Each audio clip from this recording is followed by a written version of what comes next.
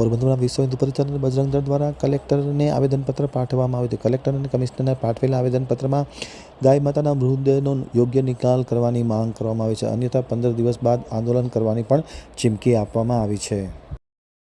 વિશ્વ હિન્દુ પરિષદ બજરંગ દળ પોરબંદર દ્વારા મેયર, મહાનગરપાલિકા પોરબંદર તથા કલેક્ટરને આવેદનપત્ર પાઠવવામાં આવ્યું છે. આવેદનપત્ર પાઠવવામાં જાવર વિસ્તારમાં મૃત ગૌમાતા સહિત અન્ય પશુઓના મૃતદેહના માનવોચિત, વૈજ્ઞાનિક અને કાયમી રીતે નિકાલ થાય તે પ્રકારની વ્યવસ્થા કરવાની માંગ કરવામાં આવી છે. પાઠવેલા આવેદનપત્રમાં એમ પણ જણાવવામાં આવ્યું હતું કે દર મહિને અંદાજે 500થી વધુ મૃત પશુઓનો યોગ્ય નિકાલ ન થવાને કારણે દુર્ગંધ ફેલાય છે.